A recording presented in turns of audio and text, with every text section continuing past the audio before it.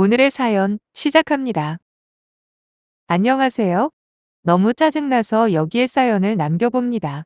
남편 말대로 제가 정말 이기적이고 저만 아는 사람일까요? 결혼할 당시에 제 수입은 없다고 해도 무방할 정도였습니다. 그 당시 저는 회사를 다니고 있었지만 결혼을 한참 앞둔 시점에서 회사에 사직서를 제출했어요. 저와 언니 동생하며 지내던 선배가 한 명 있는데 인터넷을 활용한 사업을 하고 있었거든요. 온라인 플랫폼을 활용해서 하는 사업이고 저는 중간에 수수료만 받는 그런 입장인지라 자본금이 그리 많이 필요하지 않은 사업입니다. 하지만 그만큼 경쟁이 많겠죠? 그래서 노력도 많이 필요하고 운도 필요한 일이지만 일단 한 번 자리만 잡는다면 웬만한 회사원 월급 정도는 집에서도 충분히 벌 수 있다고 하면서 저한테 노하우를 알려줬어요. 한푼이 아쉬운 상황에서 언니 말만 듣고 퇴직을 결정한 게 너무 서두르는 게 아닌가 생각도 들었습니다. 거기다 남편 역시 멀쩡히 잘 다니고 있던 회사를 왜 그만두냐고 반대를 했고요. 제가 상황이 넉넉한 편도 아니었고 결혼 후에도 아이를 곧바로 가질 계획이 없었기 때문에 남편은 조금 더 맞벌이 부부 생활을 하기를 원했거든요. 그러다 돈이 모이면 그때 임신을 계획하면서 제가 전업주부가 되기를 바란다는 걸 알고는 있었습니다. 하지만 제가 다니던 회사가 확실한 미래가 보장된다고 할 정도로 탄탄한 직장도 아니었고 만약에라도 아이를 갖게 된다고 해도 육아휴직 같은 걸 신청하기도 전에 사직서를 내야 할 만큼 직원 복지도 형편없는 회사였어요. 어차피 단절될 경력, 그럴 바에야 제가 먼저 스스로 새로운 길을 찾고 어떻게 하든 제 인생을 개척하고 싶었던 마음이 컸던 것 같아요. 물론 당시 결혼을 앞두고 있던 남편과 시가에서는 좋은 소리 못 들었죠. 그때는 괜히 새로운 걸 시작하겠다는 자신감 때문인가 근거는 없었지만 꼭 성공시킬 수 있겠다는 자신이 있었어요. 그 대신 제가 회사 다니면서 그동안 모아놓은 돈과 저희 부모님이 지원해 주시는 돈까지 합쳐서 신혼집의 일부를 보태기로 했어요. 원래는 혼수와 예단 결혼 비용만 저희 측에서 부담하기로 했었는데 시가 쪽에서 은근히 불만을 표출하길래 어쩔 수 없이 조금 더 무리하면서 거의 반반 결혼을 맞춰서 하게 되었습니다. 저희가 신혼집에 보태는 만큼 대출을 덜 받아도 되었으니 나중에 시가에서도 상수를 들고 환영을 했지요. 뭐 아무튼 반반 결혼했으니까 제가 사업을 한다는 사실이 크게 문제가 될 일은 없을 거라고 생각했는데 그게 아니었더라고요. 결혼 첫 해에 맞는 명절이었습니다. 남편은 당시 월급이 300만 원 남짓한 돈을 받고 있었고 저 같은 경우에는 당시 하던 사업으로 버는 돈이 적게는 50만 원에서 많게는 100만 원 사이였어요. 명절이라 남편 앞으로 상여금이 조금 더 나왔고 결혼 후 맞는 첫 명절이기도 했으니 저와 남편은 양가에 처음 드리는 용돈을 의미 있는 액수로 드리자고 결정을 했습니다. 그래서 양가에 100만 원씩 봉투 하나씩 만들어서 갔어요. 100만 원이 뭐가 많냐고 하실 분들도 계실지도 모르겠지만 당시 상황에서 저희 형편을 고려한다면 나름 큰맘 먹고 준비한 금액이었어요. 시어머니께 봉투를 건네드리니 뭘 이런 걸 다 준비했냐고 하시면서도 손에 받아드신 봉투를 꼭 붙잡고 계시는데 안 받으실 생각은 없어 보이더군요. 그렇게 용돈 덕분인지 좋은 분위기 속에서 이런저런 덕담도 오고 가고 그러다가 시어머니께서 제 사업에 대해 물어오셨습니다. 저는 아직 한 달에 100만 원도 못 벌기는 하지만 이제 슬슬 자리를 잡는 징조가 보인다며 곧 좋은 결과가 있을 것 같다고 대답을 했습니다. 그랬더니 시어머니께서는 썩 좋지 않아 보이는 표정으로 그러냐 하고 마시더라고요. 기분이 좋지는 않았지만 어쩌겠어요. 직장 생활할 때보다 돈을 현저히 적게 버는 것도 맞으니 할 말이 없었습니다. 단지 더 열심히 노력해서 빨리 자리를 잡아야겠다는 다짐을 한 번 더 할 뿐이었죠. 그런데 시어머니가 갑자기 또 물어보는 겁니다. 친정에는 용돈을 얼마나 준비했냐고요. 첫 명절이고 해서 같은 액수로 드릴 거라고 대답했더니 그게 무슨 말도 안 되는 소리냐고 버럭 화를 내시네요. 당시 재벌이가 불안정한 데다가 금액적으로도 얼마 되지도 않는 상황 아니냐며 엄밀히 따지고 보면 자기 아들이 외벌이 독박을 쓰고 있는 거나 마찬가지 아니냐고. 그런데 그걸 친정하고 시가하고 똑같이 하려고 하면 어떻게 하냐고 짜증을 부리시는 거예요. 심지어 친정에 주려던 돈이 너무 많다고 자기한테 50만 원을 추가로 달라는 말을 들었을 때는 정말 제 귀를 의심하게 할 만큼 황당하더라고요. 그러면서 시어머니는 제가 제대로 돈을 벌어올 때까지 친정에 한 푼 빼돌릴 생각하지 말라고 하셨는데 그때 남편이 나섰습니다. 첫 명절이고 하니까 드리는 거라고 시어머니를 말렸죠. 등신같이 참 고맙더군요. 그 와중에 제 편을 들어주는 모습이 말이에요. 그렇게 일단락이 되었고 시가에서 폭풍 같은 한때를 보낸 후 친정으로 출발하는 차 안이었습니다. 그날따라 운전하는 옆모습이 믿음직해 보이기도 해서 남편에게 아까는 고맙다고 말을 했어요. 그런데 남편은 뭐가 고맙냐며 시큰둥하게 대답을 하는 겁니다. 그러면서 한다는 말이 우리 엄마 말이 틀린 건 없다고 이번만큼은 천명절이니까 같은 금액으로 용돈을 하기는 했지만 다음부터는 친정하고 시가 정확하게 구분지어 차등을 둘 거라고 못을 박더군요. 거기다 저보고 어떻게 모든 면에서 친정하고 시가에 똑같이 할 수 있겠냐. 당신 너무 순진한 거 아니냐며 어이가 없다는 듯이 말을 해왔습니다. 이유는 딱 하나, 단지 제가 자기보다 돈을 못 번다는 이유로 말이에요. 사실 그런 부분까지는 저와 상의가 된 적도 없고 비슷한 이야기 나눈 적도 없었기 때문에 남편의 말에 정말 당황했습니다. 그럼 지금까지 친정에 제가 뭐라도 하나 해줄 때마다 자기가 번 돈을 제가 함부로 쓴다고 취급을 했다고 생각을 하니 화가 나더라고요. 제가 당시의 벌이가 남편에 비해서 보잘것없던 건 사실이었습니다. 하지만 그건 결혼 전에 신혼집 비용을 저희 집에서 보태게 되면서 샘샘이 된 거 아닌가요? 어차피 제가 회사를 그만두고 사업을 시작할 수 있게 양쪽 다 합의를 한 부분이잖아요.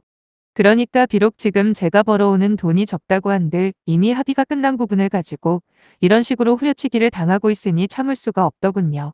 물론 시어머니 앞에서 준비한 용돈 그대로 친정에 드릴 수 있게 중간 역할 해준 건 고마운 일이지만 그렇게 딱 잘라서 내가 번 돈이 얼마 네가 번 돈은 얼마 이런 식으로 따지면서 버는 돈만큼 양가 부모님께 차등을 두어야 하는 게 맞다고 말하는 모습은 상상도 못했어요. 그래서 저도 치사하기는 하지만 결혼할 때 신혼집 비용 마련하면서 제가 더 부담한 부분을 꺼냈어요.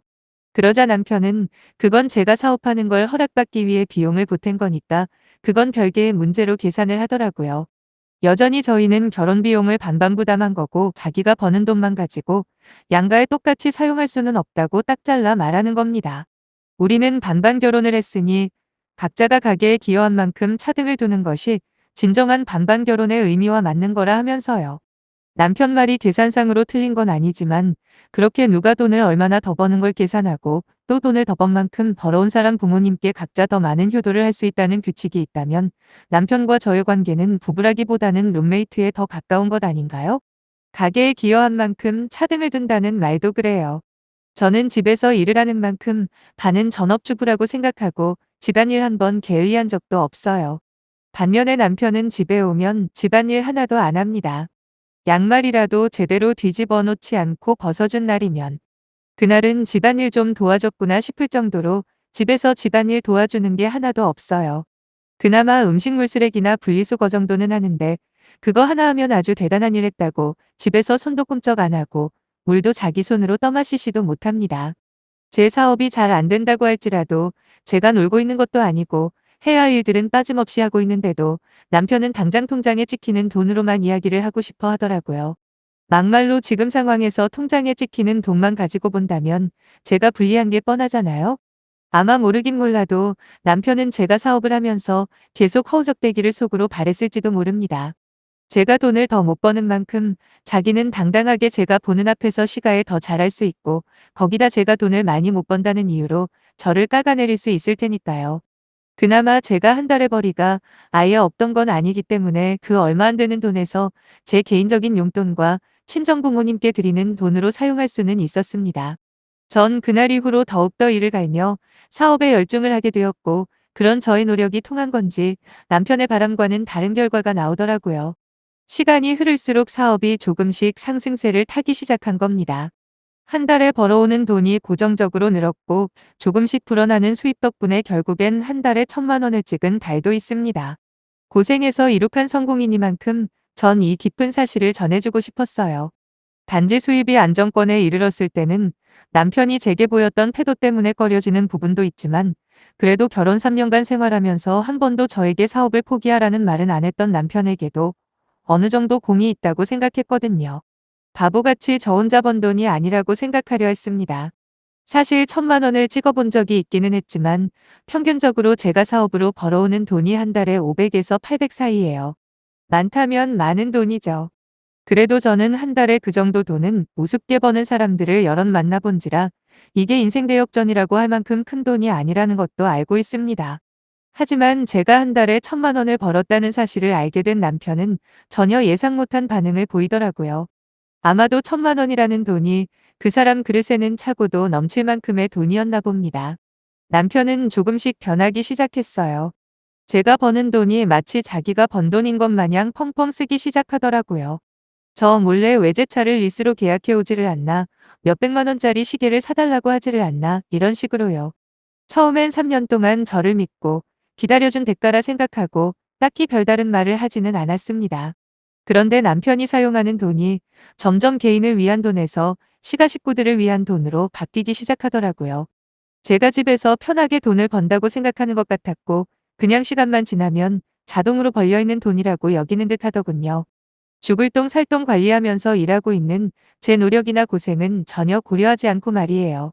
한 달에 1,000만 원이 벌린 적이 있으니 매달 알아서 1,000만 원이 들어온다고 생각하는 건지, 여태껏 자기가 벌어온 월급만으로도 생활이 충분하지 않았냐면서 제 수입은 얼마든지 서도 된다고 생각하는 겁니다. 하루는 3달만 제가 버는 돈을 모아서 신우한테 가게를 하나 차려주자고 하네요. 결혼한 신우가 집에서 전업주부를 한다고 말하면서 신우가 시가에서 아주 무시를 당하고 있다나 뭐라나 하면서, 사람이 무시를 안 당하려면 역시 돈을 벌어야 해 라는 말을 하면서 말이에요. 제가 어떻게 살아왔는지 누구보다 잘 아는 남편이 한 말이라기에는 너무도 어처구니가 없었어요. 재벌이가 자기보다 월등히 낫다고 얼마나 무시하고 눈치를 받았는데 자기 누나는 또 다른 이야기인가 봅니다. 안 그래도 남편의 과소비에 대해서 한마디 해야겠다 싶던 참이어서 제가 그랬어요.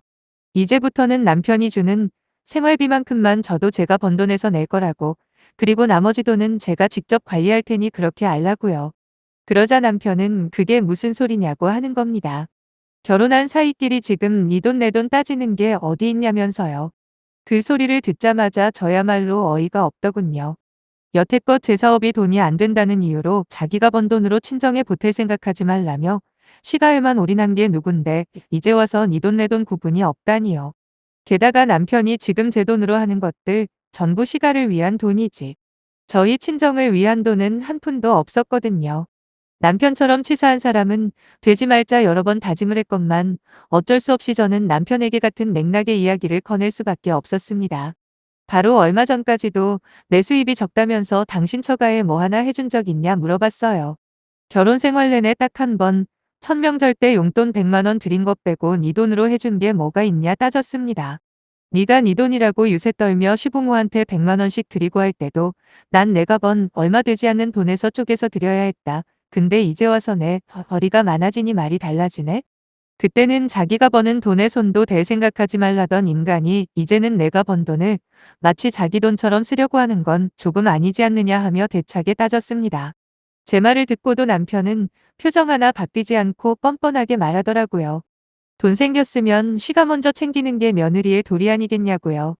여태껏 제대로 돈 한 푼 못 버는 널 기다려준 값이다. 3년이라는 세월을 기다려줬는데 고작 돈 얼마 쓰는 게 아까워서 지난 과거 이야기까지 꺼내는 게 어디 있냐. 여태껏 식충이 신세 기다려줬는데 이제 와서 돈 좀 번다고 그동안 먹여주고 재워준 은혜는 다 까먹어버린 거냐며 성질을 부리더군요. 아니 자기 말대로 3년간 결혼 생활을 함께 해온 아내에게 이게 무슨 막말입니까? 식충이라니요. 지금까지 지가 어떻게 지내왔는지, 거기에 제가 해준 게 얼마인지 아예 생각하지도 않더라고요. 사업이 이만큼 클 때까지 발버둥치면서 집안일 한 번이라도 게으름 피지 않고 해온 저한테 말이에요. 자기가 먹었던 밥이며 입고 다닌 옷들이며 모든 것들에 제 손길이 닿지 않은 곳이 없을 텐데 그저 돈을 많이 벌지 못한다는 이유로 남편에게 저는 그저 식충이었던 겁니다. 남편의 본심을 확인한 이상 이 결혼 생활을 더 유지할 이유가 사라지더군요. 그래서 전 바로 남편에게 이혼을 이야기했어요. 부부인 줄 알고 살았는데 이제 보니 룸메이트보다도 못한 관계였다고요. 그러자 남편은 제게 꼴에 돈 좀 버니까 눈에 뵈는 게 없냐면서 어디 한번 잘 알아보라고 큰 소리를 떵떵 치더군요. 말인즉슨 제 사업은 저희가 결혼한 다음에 함께 형성한 재산이니 이혼하게 되면 분할 대상에 포함될 거라는 거예요. 그때의 자신만만하던 남편의 얼굴이 아직도 눈에 선하네요. 하지만 법원에서의 판결은 전혀 다른 이야기를 하더라고요. 결혼 생활 내내 저 몰래 시가에 돈 보내주고 친정과 차별 대우를 한 것부터 가정에 대한 기여도까지 계산했을 때 제 사업에 남편의 권리는 전혀 없다고 판결이 나왔습니다. 거기다 오히려 저에게 일부 생활비만 지급해주고 나머지 돈은 남편이 개인적으로 사용한 부분이 인정이 되어서 남편에게 완전히 불리하게 돌아갔죠. 결국 다급해진 남편은 반반 들어간 아파트 시세의 절반을 제게 지급하는 조건으로 조정이사를 보내왔고 그 외에 재산 분할은 없는 조건으로 합의를 해서 이혼이 마무리되었습니다. 돈이 뭔지 한때는 좋은 사람이라고 생각했던 남편을 뭐가 저렇게 만들었을까요?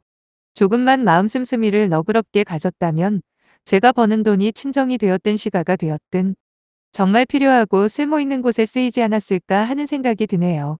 하지만 결국 끝없는 욕심에 결국 남편은 자멸하게 된 겁니다. 설령 제가 회사를 그만두지 않고 일을 계속하다가 아이를 갖고 전업주부가 되는 길을 택했다고 한들 그 사람들이 저를 대하는 태도가 달라졌을까요? 절대로 아닐 거예요. 그렇게 생각해보면 더 이상 그 집구석에 미련을 가질 이유가 없네요. 그저 제게 주어진 새로운 인생을 살아보려고 합니다. 답답한 저를 참아주시고 긴 사연 여기까지 들어주시느라 고생하셨습니다. 정말 많이 반성하며 살게요. 감사합니다.